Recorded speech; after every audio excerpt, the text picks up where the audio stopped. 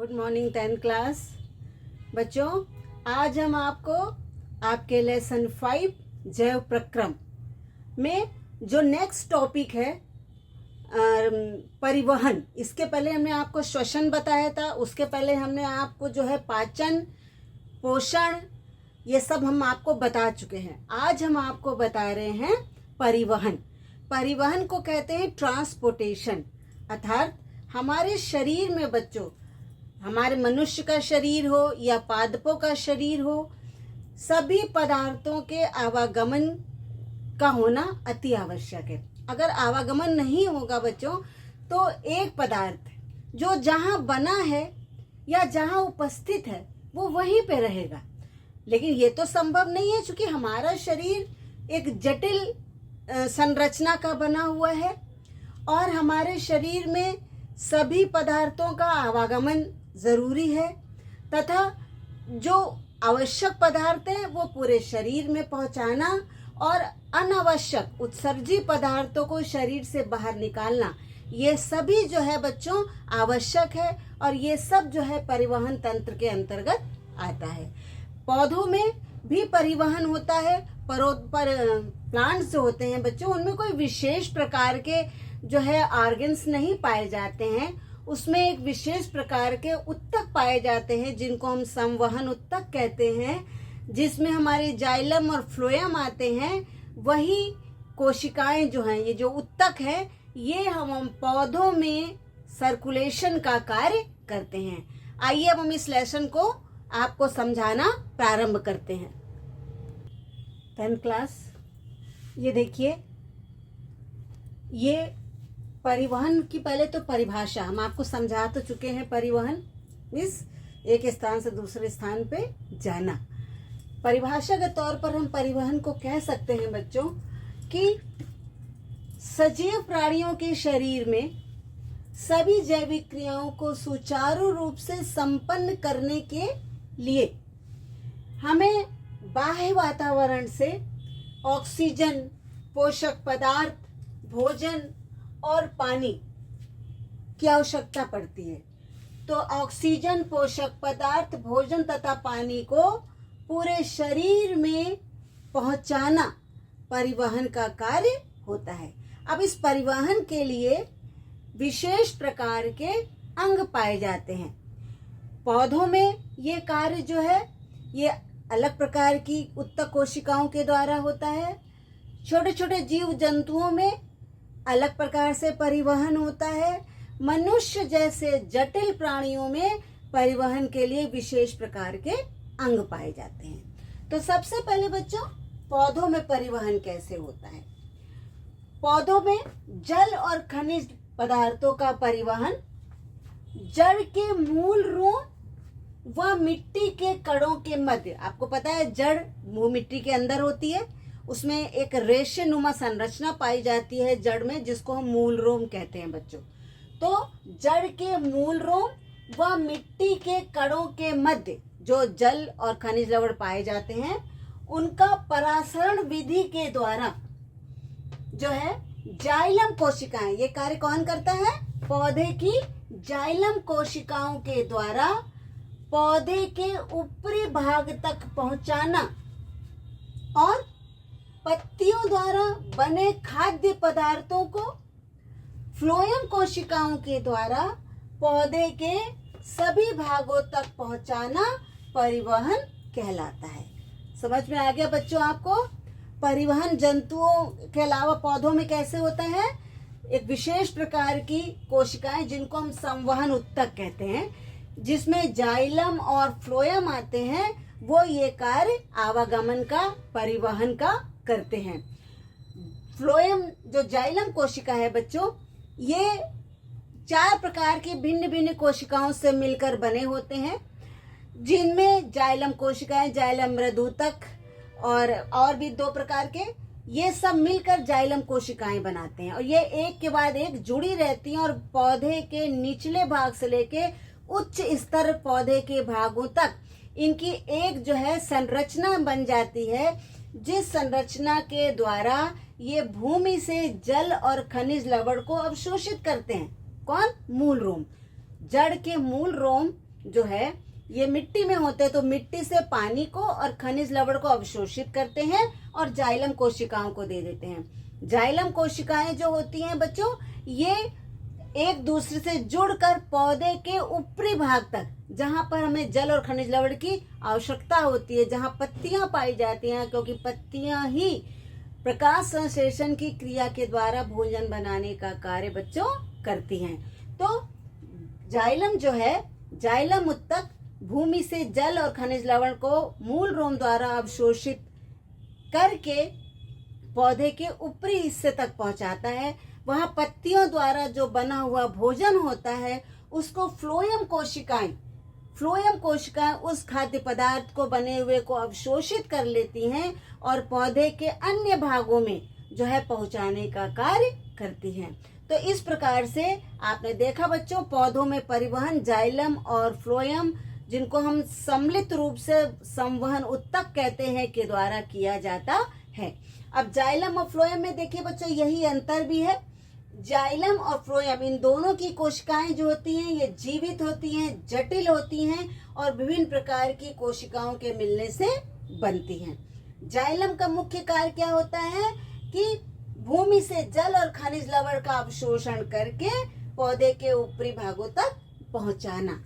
और फ्लोएम का मुख्य कार्य क्या होता है, पत्तियों द्वारा तैयार भोजन को पादपों के सभी भागों तक पहुंचाना होता है। तो इस प्रकार से पौधों में, चाहे वो बड़े से बड़ा पेड़ हो या छोटे से छोटा पौधा हो, उन सब में जल का, खनिज लवण का अवशोषण करके ऊपर तक पहुंचाना जाइलम करता है और पत्तियों द्वारा बने हुए भोज्य पदार्थों को फ्लोएम कोशिकाओं के द्वारा अवशोषित करके पौधे के सभी भागों में पहुंचाने का कार्य कौन करता है बच्चों? फ्लोएम कोशिकाएं करती हैं। तो अब आप पढ़ेंगे जंतुओं में किस प्रकार से परिवहन होता है। देखिए बच्चों, अब जंतुओं में परिवहन कैसे होता है, वितरण और रुधिर परिसंचरण किस प्रकार से होता है, इसको समझिए बच्चों। जंतुओं में जो परिवहन है, चूंकि जंतुओं में एक कोशिक जंतु से लेके बच्चों बहुस्तरीय, बहुकोशिकीय जंतु पाए जाते हैं, तो उनमें रुधिर परिसंचरण या परिसंचरण भी अलग अलग विधि से होता है। सबसे पहले हम अमीबा जैसे एक कोशिकीय जंतु को देखें। इसमें जो है ऑक्सीजन और भोज्य पदार्थों का जो परिवहन है ये विसरण विधि के द्वारा होता है। विसरण में बच्चों क्या होता है, अधिक सांद्रता से कम सांद्रता की तरफ प्रवाह होता है। तो अमीबा की जो बाहरी त्वचा होती है, जो बाहरी लेयर होती है, उसमें विसरण के द्वारा जो है बाहरी लेयर से ऑक्सीजन और भोज्य पदार्थ विसरण विधि से उसके अंदर जो है कोशिका द्रव्य में पहुंच जाते हैं। और उस कोशिका द्रव्य में पहुंचने के बाद कोशिका द्रव्य की जो गति होती है, उस गति के द्वारा पूरे शरीर में ऑक्सीजन और भोज्य पदार्थों का परिवहन हो जाता है। दूसरा बच्चों है हाइड्रा। ये अमीबा से उच्च स्तर का जंतु है। इसमें ये बहुकोशिक है। तो इसमें क्या होता है कि गैस्ट्रोवेस्कुलर कैविटी, अंतर्गुहिका, एक कैविटी पाई जाती है। इस कैविटी की कोशिकाएं एक के साथ एक दूसरे से जुड़ी रहती हैं। इसमें भी बाहरी वातावरण से विसरण या परासरण विधि के द्वारा ही ऑक्सीजन और भोज्य पदार्थ जो है इसकी कोशिका के अंदर आ जाते हैं और एक कोशिका से दूसरी कोशिका के द्वारा संपर्क करते हुए इस कैविटी के अंदर आकर पूरी बॉडी में जो है ऑक्सीजन और भोज्य पदार्थों का परिवहन हो जाता है। अब बहुकोशिक उच्च स्तरीय जंतुओं में बच्चों ऑक्सीजन और भोजन का जो स्थानांतरण है ये दो प्रकार से होता है। एक तो वही है विसरण, इसमें जैसे स्पंज है, हाइड्रा है, अमीबा है, इनमें इस विसरण विधि के द्वारा भोजन और ऑक्सीजन का परिवहन एक स्थान से दूसरे स्थान तक पूरे शरीर में उसके जो है वो गति करता रहता है। दूसरा है बच्चों रुधिर या लसिका नलिकाओं के द्वारा। इस प्रकार से जो है जो बहुत उच्च स्तरीय जंतु जैसे मनुष्य वगैरह हैं, उनमें तो रुधिर के लिए प्रॉपर जो है वो एक सिस्टम पाया जाता है, एक तंत्र पाया जाता है जिसको हम रुधिर या लसिका, रुधिर तंत्र भी होता है और लसिका तंत्र भी होता है। तो रुधिर कोशिकाएं भी होती हैं और लसिका कोशिकाएं और नलिकाएं भी होती हैं, जिनके द्वारा जो है भोज्य पदार्थों का, ऑक्सीजन का एक स्थान से दूसरे स्थान में परिवहन होता है। तो इन सभी के आधार पर बच्चों हम जंतुओं में जो परिसंचरण है ये दो प्रकार से करते हैं। एक होता है ओपन या खुला परिसंचरण, द ओपन सर्कुलेटरी सिस्टम। दूसरा होता है बंद परिसंचरण तंत्र या क्लोज्ड सर्कुलेटरी सिस्टम। जैसा कि नाम ही है बच्चों ओपन, अर्थात इस परिसंचरण तंत्र में जो है ये उत्तक द्रव्य और रुधिर से भरे पात्र होते हैं, जिन पात्रों के द्वारा भोज्य पदार्थ का और ऑक्सीजन का परिवहन किया जाता है। इस तंत्र में कोशिकाएं जो हैं सीधे रुधिर के संपर्क में रहती है, अर्थात रुधिर बंद नलिकाओं में नहीं बहता है, बल्कि रुधिर असमित पात्रों में भरा रहता है और रुधिर कोशिकाएं सीधे उस रुधिर के संपर्क में रहती हैं। लेकिन जो बंद परिसंचरण तंत्र होता है, जैसा नाम ही है बच्चों क्लोज, अर्थात रुधिर जो है ये क्लोज नलिकाओं में बहता है और उत्तक के संपर्क में नहीं आता है। जहां भी रक्त को जाना होता है वो बंद नलिकाओं के द्वारा, निश्चित वाहिनियों के द्वारा शरीर के पूरे अंगों में जो है सर्कुलेट नलिकाएं पाई जाती हैं। उन नलिकाओं में रक्त जो है वो पूरी बॉडी में सर्कुलेट होता है। क्योंकि रक्त ही एक ऐसा तरल माध्यम है जो भोज्य पदार्थों का, ऑक्सीजन का या अपशिष्ट पदार्थों का, उत्सर्जी पदार्थों का परिवहन रक्त के द्वारा ही किया जाता है। तो दो सिस्टम होते हैं बच्चों, एक होता है खुला परिसंचरण तंत्र और दूसरा होता है बंद परिसंचरण तंत्र। इन दोनों तंत्रों के द्वारा जो है रुधिर परिसंचरण तंत्र जो है भोजन और खाद्य पदार्थों का, ऑक्सीजन का जो है परिवहन करता है। देखिए 10th क्लास, मनुष्य के रुधिर में जो हमारा मनुष्य का परिसंचरण तंत्र होता है उसमें 3 शरीर के अंग भाग लेते हैं। नंबर 1 रुधिर, नंबर 2 हृदय, नंबर 3 रुधिर वाहिनियां, जो रुधिर को ले जाने का कार्य करती हैं। अब सबसे पहले बच्चों हम रुधिर के बारे में जानेंगे। आप सभी जानते हैं हम लोग के पूरे शरीर में लगभग 4.5 लीटर रक्त पाया जाता है। ये हमारे शरीर के भार का 6 से 7% होता है बच्चों। रुधिर लाल रंग का होता है, चिपचिपा होता है, थोड़ा सा गाढ़ा होता है, स्वाद में नमकीन होता है, क्षारीय होता है, अपारदर्शी होता था, इसके आर पार आप नहीं देख सकते हैं। ये संयोजी और जीवित उत्तकों का बना होता है। तो बच्चों रुधिर, जहां जहां रुधिर जाता है पूरे शरीर में वो सभी अंग हमारे सजीव कहलाते हैं। अगर शरीर के किसी भी अंग में रुधिर नहीं पहुंचता है तो वो अंग हमारा अपंग हो जाता है, अर्थात वो अंग कार्य नहीं करता है। तो रुधिर हमारे शरीर के लिए बहुत इम्पोर्टेंट है। पूरे शरीर में हर पदार्थ के परिवहन के लिए रुधिर ही उत्तरदायी होता है।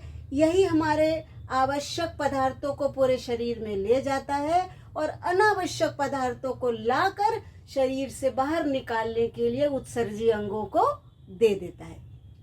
लेकिन रुधिर की जो संरचना होती है बच्चों वो बहुत जटिल होती है। रुधिर में 2 प्रकार के घटक मुख्य होते हैं। एक होता है घटक प्लाज्मा, जो रुधिर का निर्जीव भाग होता है और जो लगभग 55% भाग प्लाज्मा का होता है। टोटल रुधिर में बच्चों 55% जो है वो ब्लड में प्लाज्मा होता है और उस 55% में बच्चों 90% वाटर होता है और केवल 10% जो है जिसमें जटिल कार्बनिक और अकार्बनिक पदार्थ पाए जाते हैं। 100% जो हमारा प्लाज्मा होता है, टोटल ब्लड का 55% होता है। 55% प्लाज्मा होता है और 45% रुधिर कणिकाएं होती हैं। तो जो 55% बच्चों पार्ट होता है उस 55% का 90% वाटर होता है और 10% जो है जटिल कार्बनिक और अकार्बनिक पदार्थ पाए जाते हैं। ये कार्बनिक और अकार्बनिक पदार्थ जैसे हमारे प्रतिरक्षी एंटीबॉडीज जिसको कहते हैं, ग्लूकोज, हार्मोन्स, विभिन्न प्रकार के प्रोटीन्स, अमीनो अम्ल, विटामिन या अकार्बनिक पदार्थों में पोटेशियम, सोडियम, कैल्शियम, मैग्नीशियम, के बाइकार्बोनेट, क्लोराइड आदि बहुत से पदार्थ जो है वो हमारे प्लाज्मा में पाए जाते हैं। प्लाज्मा में एंटीबॉडीज भी पाई जाती हैं जो हमारे शरीर की रक्षा करने में सहायक होती हैं। तो ये बच्चों हो गया प्लाज्मा। दूसरा जो पार्ट है रुधिर का है रुधिर कणिका। ये रुधिर कणिकाएं जो है ये हमारे शरीर में 3 प्रकार की होती हैं बच्चों।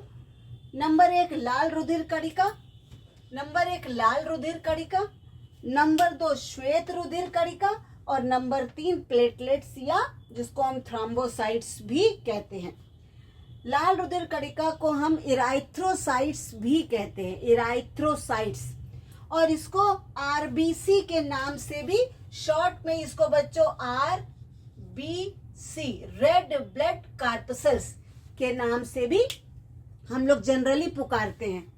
ये आरबीसी जो होती हैं ये सबसे इम्पॉर्टेंट पार्ट जो है हमारे रक्त का बच्चों होता है तो सभी सबके अपने अपने कार्य हैं, लेकिन लाल रंग जो हमारे ब्लड का होता है वो इन्हीं आरबीसी लाल रुधिर कणिकाओं के कारण ही होता है, क्योंकि इनमें एक हीमोग्लोबिन नाम का प्रोटीन, हीमोग्लोबिन को हम एचबी के नाम से जानते हैं, हीमोग्लोबिन नाम का प्रोटीन होता है जिसकी वजह से हमारे लाल रुधिर कणिकाओं का रंग लाल होता है। लाल रुधिर कणिकाएं आकार में बहुत छोटी होती हैं और संख्या में बहुत अधिक होती हैं। लगभग 45 से 55 लाख प्रति क्यूबिक जो है मिलीमीटर इनकी संख्या होती है। 1 मिलीमीटर में लगभग 45 से 55 लाख प्रति क्यूबिक मिलीमीटर इनकी संख्या होती है बच्चों। ये लाल रंग की होती हैं, आकार में चपटी होती हैं, केंद्रक नहीं पाया जाता है इनमें, और इनकी लाइफ जो है लगभग 120 दिन होती है। आरबीसी की रेड ब्लड कार्पसल्स की लाइफ 120 दिन होती है। इनका व्यास लगभग 7.5 माइक्रोन का और जो मोटाई होती है वह 2 माइक्रोन की होती है, अर्थात ये बहुत सूक्ष्म होती है बच्चों, तभी इनकी संख्या इतनी सारी हो जाती है। इनमें हीमोग्लोबिन नाम का जो प्रोटीन पाई जाती है, जो पदार्थ पाया जाता है बच्चों, ये एक यौगिक है जो हमारे ऑक्सीजन और कार्बन डाइऑक्साइड के परिवहन में मदद करता है। इस हीमोग्लोबिन के संग ऑक्सीजन एक अस्थायी यौगिक बना लेती है जिसको हम ऑक्सी हीमोग्लोबिन कहते हैं।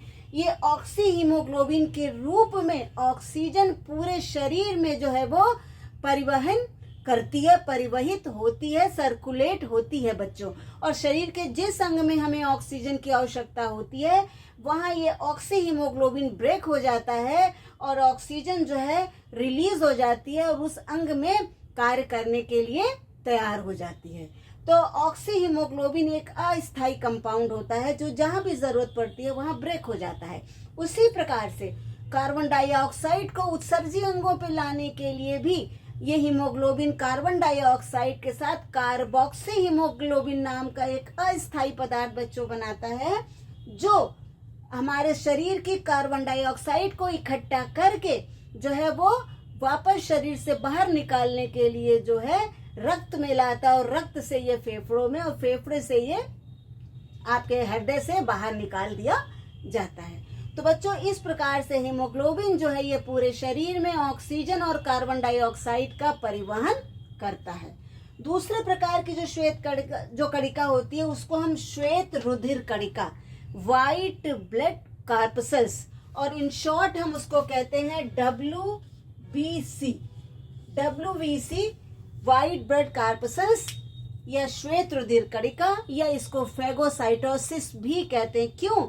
क्योंकि व्हाइट ब्लड कार्पसल जो है ये हमारे शरीर में हानिकारक बैक्टीरिया से हमारी रक्षा करती हैं, इसलिए श्वेत रुधिर कणिकाओं को हम जो है फेगोसाइटोसिस भी कहते हैं। ये जो है लाल रुधिर कणिका की तुलना में आकार में बड़ी होती हैं, इसलिए संख्या में भी कम होती हैं।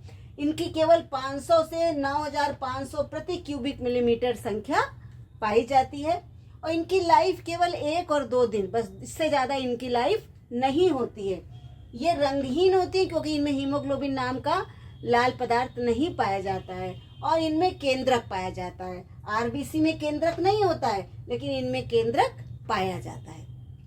ये बच्चों जो श्वेत रुधिर कणिकाएं हैं ये फेगोसाइटोसिस होती हैं, अर्थात ये अपनी कार्य के अनुसार जो है 2 प्रकार की होती हैं। मतलब इनमें जो जीव द्रव्य पाया जाता है वो जीव द्रव्य के आधार पर इन कणिकाओं को, श्वेत रुधिर कणिकाओं को बच्चों हम 2 भागों में बांट सकते हैं।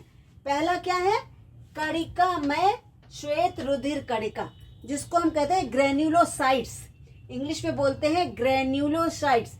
कणिकामय श्वेत रुधिर कणिका, जिसमें जीव द्रव्य में कणिकाएं पाई जाती हैं, बड़ी बड़ी। कणिका में श्वेत रुधिर कणिका बच्चों अपने कार्य के आधार पर 3 प्रकार की होती है, इओसिनोफिल, बेसोफिल और न्यूट्रोफिल्स। इओसिनोफिल्स, बेसोफिल्स और न्यूट्रोफिल्स। और इनमें जो केंद्रक पाया जाता है, चूंकि ये केंद्रक युक्त होती हैं व्हाइट ब्लड कॉर्पसेस, तो इनमें जो केंद्रक पाया जाता है वो केंद्रक की पहचान से आप इओसिनोफिल, बेसोफिल और न्यूट्रोफिल्स को जो है परिभाषित कर सकते हैं। तो इओसिनोफिल में जो केंद्रक पाया जाता है बच्चों वो द्विपालित होता है, था जो केंद्रक होता है वो 2, इसमें जो केंद्रक पाया जाता है वो इस प्रकार से द्विपालित होता है, 2 पाली पाई जाती हैं। तो इस प्रकार के केंद्रक को हम ये इओसिनोफिल में पाया जाता है। दूसरा बच्चों बेसोफिल जो होता है, बेसोफिल्स में केंद्रक एस के आकार का होता है। तो और न्यूट्रोफिल्स में जो केंद्रक होता है ये 2 से 5 पिंडों से मिलकर बना होता है। इस प्रकार से बच्चों जो कणिका में श्वेत रुधिर कणिका होती है वो इओसिनोफिल, बेसोफिल और न्यूट्रोफिल्स जो है, ये इओसिनोफिल जो है ये इओसिन एक जो हमारा रसायन होता है, पदार्थ होता है जिससे ये कलर करी जाती है। बेसोफिल ये क्षारीय होती है बेस से, और न्यूट्रोफिल्स उसमें ना तो अम्लीय भाग कार्य करता है ना क्षारीय करता है, तो ये न्यूट्रल होती है। इसके बाद दूसरी बच्चों क्या होती है, कणिका रहित श्वेत रुधिर कणिका, अर्थात इसको इंग्लिश में कहते हैं ए ग्रेन्युलोसाइट्स। इसको कहते हैं ग्रेन्युलोसाइट्स और इसको कहते हैं ए ग्रेन्युलोसाइट्स या कणिका रहित श्वेत रुधिर कणिका। ये बच्चों 2 प्रकार की होती है, एक तो होती है लिम्फोसाइट्स और दूसरी होती है मोनोसाइट्स। लिम्फोसाइट जो होती है ये हमारे शरीर में प्रतिरक्षा का कार्य करती है और ये को आकार में बहुत छोटी कोशिकाएं होती हैं बच्चों। और जो मोनोसाइट्स है ये सबसे बड़ी कोशिका होती है बच्चों और हानिकारक बैक्टीरिया का भक्षण करके ये हमारे शरीर में रोगाणुओं से रक्षा करती है। तो इसीलिए हम श्वेत रुधिर कणिका को फेगोसाइटोसिस भी कहते हैं। हानिकारक जीवाणुओं का भक्षण करके ये हमारे शरीर से की रक्षा करती है। नेक्स्ट बच्चों क्या है, तीसरे प्रकार का जो कणिका है वो है प्लेटलेट्स या जिसको हम थ्रोम्बोसाइट्स भी कहते हैं।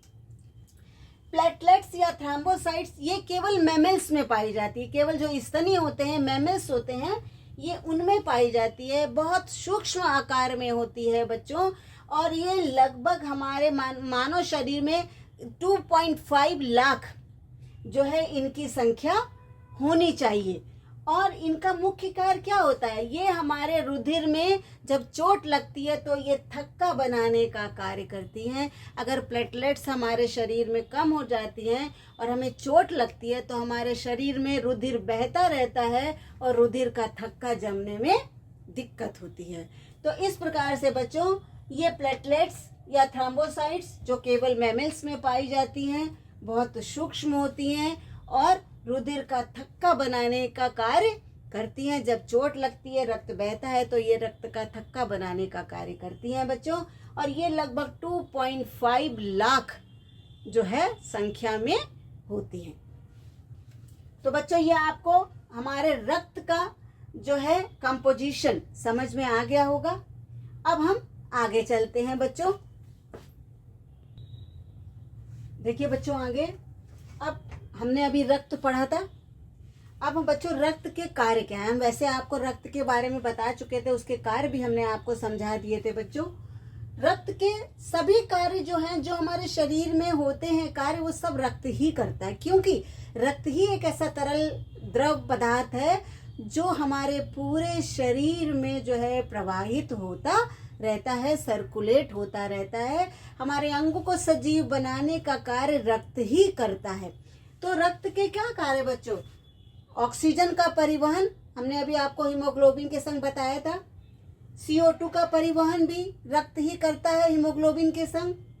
पोषक पदार्थों को एक स्थान से दूसरे स्थान तक, एक अंग से दूसरे अंग तक ले जाने का कार्य भी जो है हमारा रक्त ही करता है बच्चों। शारीरिक ताप का नियंत्रण भी, हमारे जो टेम्परेचर रेगुलेशन है वो कार्य भी हमारे शरीर का रक्त ही के द्वारा होता है। रोगों से, विभिन्न प्रकार के बाहरी जीवाणुओं को मार के ये हमारे शरीर की रोगों से रक्षा करता है। चोट लग जाती है तो रक्त को बहने से रोककर, थक्का बनाकर ये हमारे रुधिर को जो है बहने से और कम होने से बचाता है। पूरे जितने भी हमारे शरीर में उत्सर्जी पदार्थ होते हैं उन सबको इकट्ठा करके उत्सर्जी अंगों तक लेके आता है ताकि वो शरीर से बाहर निकल सके। पूरे शरीर में चूंकि रुधिर भ्रमण करता है तो एक अंग से दूसरे अंग को एक साथ जोड़े रखता है बच्चों। और रुधिर में जो श्वेत रुधिर कणिकाएं पाई जाती हैं, हमने आपको बताया, ये हमारे शरीर में आए बाहरी हानिकारक बैक्टीरिया का भक्षण करके हमारे रक्त की रक्षा, हमारे शरीर की रक्षा करते हैं। अब बच्चों जो रक्त है ये भी तो अलग अलग प्रकार के होते हैं। हर मनुष्य में एक प्रकार का रक्त तो नहीं होता है। अगर ऐसा होता तो कितना आसान होता बच्चों, कोई भी किसी को रक्त दे देता और उस व्यक्ति के जीवन की रक्षा की जा सकती। लेकिन बच्चों ऐसा नहीं होता है। 4 प्रकार के रक्त पाए जाते हैं हमारे शरीर में। Blood group A, B, AB और O। अब वैसे तो इन ब्लड ग्रुप्स में भी A positive, A negative, B positive, B negative भी होते हैं। AB पॉजिटिव, AB नेगेटिव होता है, तो O पॉजिटिव, O नेगेटिव। पर आपके कोर्स में ये समझिए 4 प्रकार के ब्लड ग्रुप हैं। Blood group A, blood group B, blood group AB और O। रक्त को एक मनुष्य से दूसरे मनुष्य में देना रक्त का आदान कहलाता है, ब्लड ट्रांसफ्यूजन। लेकिन बच्चों रक्त देते समय हमें ब्लड ग्रुप चेक करना होता है। जब हम रक्त किसी को देते हैं तो डॉक्टर पहले ब्लड ग्रुप चेक करते हैं कि इसका कौन सा ब्लड ग्रुप है और देने वाला डोनर कौन है।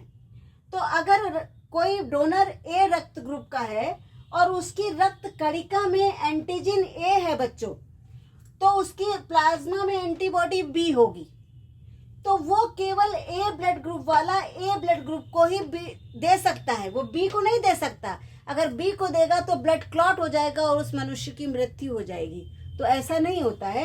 A ब्लड ग्रुप वाला जो है A एंटीजन और B एंटीबॉडी होने के कारण वो A ब्लड ग्रुप के मनुष्य को ही अपना ब्लड दे सकता है। अगर B ब्लड ग्रुप है और उसमें एंटीजन B है, एंटीबॉडी A है, तो B ब्लड ग्रुप वाला किसको बच्चों ब्लड दे सकता है? केवल B जो है ब्लड ग्रुप के मनुष्य को ही वो अपना रक्त दे सकता है। तीसरा प्रकार होता है बच्चों AB। अब जो AB रक्त ग्रुप है इसमें एंटीजन A और एंटीबॉडी, एंटीजन A और B दोनों होते हैं। 2 ही प्रकार के एंटीजन होते हैं, एंटीजन A, एंटीजन B। तो जो AB ब्लड ग्रुप के व्यक्ति होते हैं उसमें दोनों प्रकार के एंटीजन पाए जाते हैं, लेकिन उनकी बॉडी में एंटीबॉडीज कोई नहीं होते हैं। तो कोई न होने के कारण A और B सबका रक्त ले सकते हैं। A ब्लड ग्रुप का भी ले सकते हैं, B ब्लड ग्रुप का भी ले सकते हैं और AB का तो ले ही सकते हैं। क्यों?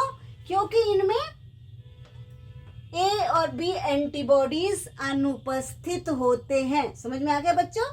A और B एंटीबॉडीज अनुपस्थित होने के कारण AB ब्लड ग्रुप के मनुष्य अपना रक्त A को भी दे सकते हैं, B को भी दे सकते हैं।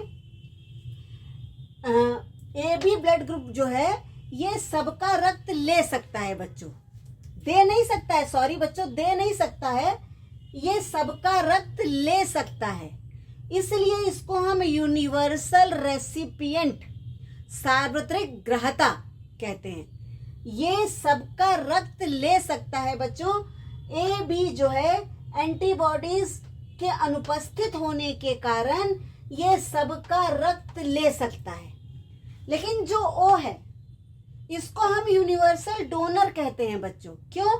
क्योंकि इसमें दोनों एंटीजेंस अनुपस्थित होती हैं, ना एंटीजन A होती है ना एंटीजन B होती है, लेकिन इसमें एंटीबॉडीज दोनों होते हैं। तो एंटीबॉडीज दोनों होने के कारण ये ओ सबको अपना रक्त दे सकता है, लेकिन ले नहीं सकता सबसे। ओ रक्त ग्रुप वाला व्यक्ति ओ से ही अपना रक्त केवल ले सकता है, लेकिन ये सबको दे सकता है। ये यूनिवर्सल डोनर है। O is universal donor and A B is universal recipient. तो बच्चों आपको समझ में आ गया होगा इतना। देखिए बच्चों, ब्लड ग्रुप की जो खोज है वो कार्ल लैंडस्टीनर ने की थी, और ये 1940 ईस्वी में इन्होंने जो है ब्लड की खोज की थी। इन्होंने ही ब्लड आधान और आरएच फैक्टर, रक्त में एक एंटीजन पाया जाता है जिसको हम आरएच फैक्टर कहते हैं। ये आरएच फैक्टर जो एक रिसेस बंदर से इन्होंने खोजा था, और जिसमें वो आरएच फैक्टर पाया जाता है ब्लड ग्रुप में, वो आरएच पॉजिटिव ब्लड ग्रुप वाले होते हैं, और जिनमें आरएच फैक्टर नहीं पाया जाता है वो आरएच नेगेटिव ब्लड ग्रुप वाले कहे जाते हैं। आरएच पॉजिटिव व्यक्ति जो है ये आरएच नेगेटिव को अपना ब्लड नहीं दे सकता है। आरएच पॉजिटिव ब्लड ग्रुप वाले आरएच पॉजिटिव को ही दे सकते हैं बच्चों। आरएच नेगेटिव वाले जो है वो अपना ब्लड आरएच नेगेटिव को ही दे सकते हैं। देखिए बच्चों, ये हमने दिखाया आपको। अगर ब्लड ग्रुप ए है तो ए ब्लड ग्रुप वाला वो ए से तो ले ही सकता है, ओ से भी ले सकता है। अगर बी ब्लड ग्रुप है तो बी से तो ले ही सकता है बच्चों, ओ से भी ले सकता है। अगर किसी का ब्लड ग्रुप ए बी है तो वो ए से भी ले सकता है, बी से भी ले सकता है, ए बी से भी ले सकता है, और ओ से भी ले सकता है। अगर ब्लड ग्रुप ओ है बच्चों तो वो केवल ओ से ही ले सकता है। लेकिन ओ ब्लड ग्रुप देखिए सबको दे सकता है, तो O blood group is universal donor, और ए बी ब्लड ग्रुप सबसे ले सकता है, इसलिए A B blood group is universal acceptor. Rh factor में बच्चों क्या होता है कि आरएच फैक्टर के अगर वाइफ हस्बैंड की शादी हो जाती है, हस्बैंड आरएच पॉजिटिव है और वाइफ आरएच नेगेटिव है, तो जो इनका प्रथम संतान होगी वो तो बच जाएगी। लेकिन अगर इनकी दूसरी संतान होती है बच्चों और वो आरएच पॉजिटिव होती है तो उसकी जो है मृत्यु हो जाती है, क्योंकि आरएच पॉजिटिव और आरएच नेगेटिव जब ब्लड आपस में कोगुलेट कर लेता है और कोगुलेशन के बाद जो है उसकी मृत्यु हो जाती है। और जो जिस रोग की वजह से मृत्यु होती है उसको कहते हैं बच्चों इरेथ्रोब्लास्टोसिस। इरेथ्रोब्लास्टोसिस नामक रोग के कारण उस शिशु की मृत्यु हो जाती है। अब बच्चों आपका ये ब्लड में खत्म हो गया। अब इसमें एक और है उत्तक द्रव्य, अभी आपने पढ़ा था उत्तक तंत्र पाए जाए। हमने उत्तक द्रव्य के बारे में हम आपको बता देते हैं। उत्तक द्रव्य क्या होता है। उत्तक तंत्र में उत्तक तंत्र नहीं बच्चों, उत्तक तंत्र नहीं बच्चों, लसिका द्रव्य। लसिका द्रव्य हमें बताना है, उत्तक नहीं, लसिका तंत्र। लसिका तंत्र में जो द्रव बहता है वो लसिका द्रव कहलाता है। लसिका द्रव्य, और ये द्रव लसिका जो ये कोशिकाओं में बहता है, उत्तक और कोशिकाओं के बीच में होता है। ये पूरे शरीर में उत्तक व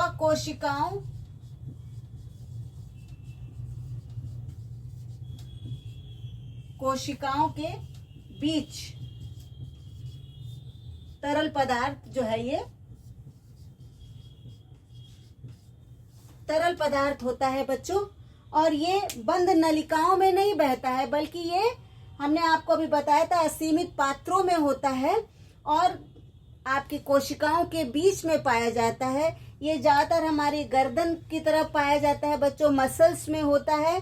और इसमें जो है ये जो लिम्फ या जिसको लसिका कहते हैं, ये एक रंगहीन पदार्थ होता है बच्चों, रंगहीन तरल पदार्थ होता है, क्योंकि इसमें हीमोग्लोबिन नहीं पाया जाता है। ये अनेक प्रकार की लसिका वाहिनियां, लसिका ग्रंथियां और लसिका उत्तक में जो है पाया जाता है। इसका कार्य जो है कोई बहुत विशेष नहीं है बच्चों। ये पूरे शरीर में जो है लसिका द्रव्य के रूप में जो है वो फैला रहता है, और जहां जहां रक्त नहीं पहुंच पाता है वहां ये लसिका द्रव्य पहुंचकर जो है शरीर को नम बनाने का कार्य करता है। अब बच्चों एक टॉपिक और है आपके, होम्योस्टेसिस क्या होता है। टॉपिक नहीं है ये, एक टर्म है, एक शब्द है होम्योस्टेसिस। होम्योस्टेसिस जो होती है ये वो अवस्था होती है बच्चों जिसमें हमारा शरीर जो है, ये अंदर का शरीर और बाहर वातावरण से एक प्रकार का जो है सामंजस्य बनाए रखना। बाहरी वातावरण का शरीर के आंतरिक वातावरण के बीच में एक सामंजस्य बनाए रखना, जिसको कहते हैं टेम्परेचर रेगुलेशन। एक कहते हैं ना, दोनों के बीच में एक सामंजस्य बनाए रखने को हम होम्योस्टेसिस कहते हैं। और ये होम्योस्टेसिस हमारे बाहरी वातावरण और शरीर के भीतरी वातावरण के ताप को नियंत्रित करके जो है किया जाता है। तो बच्चों अब ये आपका चैप्टर अभी खत्म नहीं हुआ है, अभी तो सर्कुलेशन में आपका हार्ट भी बाकी है, जो हम आपको नेक्स्ट वीडियो में बताएंगे। हमने बच्चों आपके कोर्स में जितना परिवहन से संबंधित आ रहा है, वो सभी टर्म्स, वो सभी जो है पॉइंट्स के बारे में आपको हमने एक एक करके बता दिया है। हमें उम्मीद है बच्चों आपको ये सब अच्छी तरह से समझ में आ रहा होगा, और आप हमारे चैनल को, हमारे जो है उसको ज़्यादा से ज़्यादा लोगों तक बच्चों पहुंचाइए। आप लोग शेयर करिए, लाइक करिए, देखिए, कमेंट्स भी दीजिए बच्चों, और सब्सक्राइब खुद भी करिए और करवाइए भी बच्चों। आप सब्सक्राइब नहीं करेंगे तो हमारा मोटिवेशन कैसे होगा? हमको भी तो अपना जो है मोटिवेशन करना है। अगर हम मोटिवेट नहीं होंगे और आप हमको मोटिवेट करेंगे बच्चों, आप देखेंगे हमारे वीडियो को, समझेंगे, अगर आपको अच्छा लगेगा तो हमें भी अच्छा लगेगा कि हम आपके लिए कुछ कर पा रहे हैं बच्चों। तो मेरी आप लोगों से ये है कि आप ये हमारे वीडियो को ज़्यादा से ज़्यादा बच्चों देखिए और समझिए। कहीं कुछ ऐसा लगता है कि मैम का ये बात समझ में नहीं आ रही, तो आप हमको कमेंट्स में बताइए, तो हम उसको सुधार करेंगे। और लेकिन बच्चों सबसे पहले लाइक, शेयर एंड सब्सक्राइब जरूर करिए, तभी जो है हमको बनाने में मजा आएगी। अब हम आपसे नेक्स्ट वीडियो में इसी टॉपिक पे हार्ट के बारे में बताएंगे। ओके बच्चों, बाय बाय।